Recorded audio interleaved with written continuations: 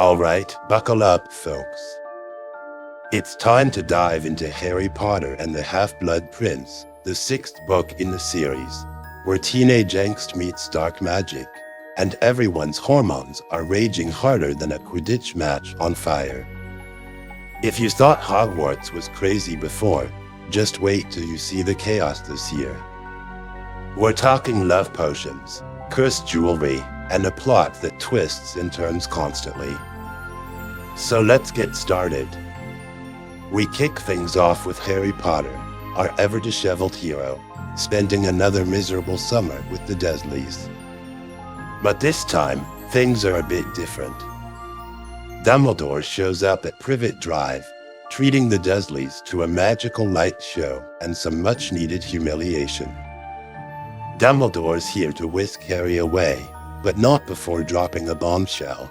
Sirius has left Harry everything, including a creepy, cursed house, and a deranged house elf named Creature, who's about as friendly as a rattlesnake in a bad mood. Dumbledore and Harry make a pit stop to recruit Horace Slughorn, a retired potions master with a penchant for collecting famous and influential students like trading cards. Slughorn's a rotund, jovial fellow whose moral compass points directly towards self-interest. He's like the used car salesman who happens to know a lot about brewing love potions and poison antidotes. Once they've secured Slughorn, it's off to the burrow, the Weasley home, that defies all laws of physics, and probably a few building codes. The place is bursting at the seams with Weasleys, laughter, and a constant low-level chaos that makes it the magical equivalent of a circus tent. Harry's best friends, Ron and Hermione, are there, ready to dive into another year of magical misadventures.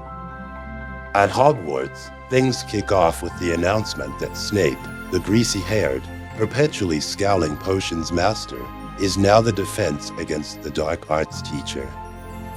Finally, after years of whining and scheming, he gets the job. About time, right?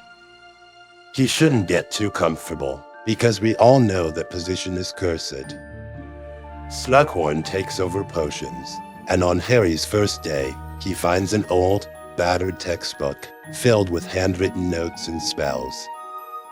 The book belongs to someone called the Half-Blood Prince, who apparently took a lot of liberties with standard potion recipes. Harry, ever the opportunist, decides to use the book and becomes an overnight potions prodigy. He's like a kid with a cheat code, acing every class and impressing Slughorn, who's none the wiser. Meanwhile, Draco Malfoy, the bleach-blonde poster child, is up to something shady. He's sneaking around Hogwarts like a cat burglar, and Harry's convinced he's joined the Death Eater Club. But no one takes Harry seriously because, let's face it, Draco's about as threatening as a wet noodle. As the school year progresses, Harry spends a lot of time with Dumbledore, who's taken on the role of cryptic mentor. They dive into Voldemort's past, using a magical memory projector that's like the pensive equivalent of a home movie marathon. They discover that Voldemort's been splitting his soul into pieces and hiding them in random objects called Horcruxes. Because what's more fun than a treasure hunt for bits of a Dark Lord's soul? Back on the teenage drama front, Ron gets a girlfriend, Lavender Brown, who's as clingy as Saran Wrap. Hermione's not pleased, and we get treated to a lot of awkward, hormone-fueled tension. It's like watching a bad teen soap opera, complete with longing looks and dramatic outbursts. And then there's Harry, who realizes he's got the hots for Ginny Weasley, Ron's sister. It's a classic case of I've been friends with your brother for years, but now I suddenly find you attractive. As if the regular school chaos wasn't enough, the Weasleys' joke shop, run by Fred and George, is booming. They're selling magical pranks and gag gifts that would make any sane adult weep.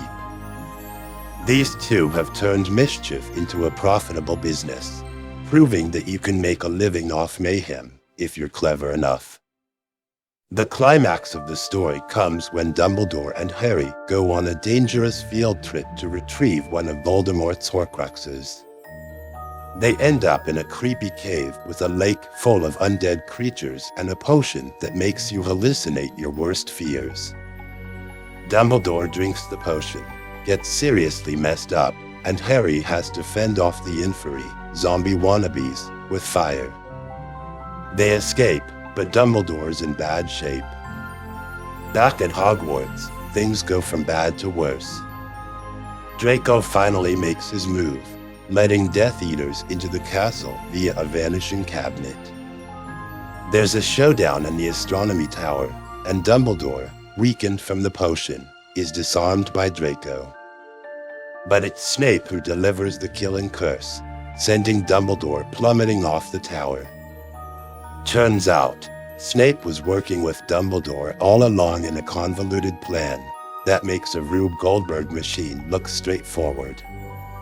The book ends with the wizarding world in chaos, Dumbledore dead, and Harry determined to hunt down the remaining Horcruxes.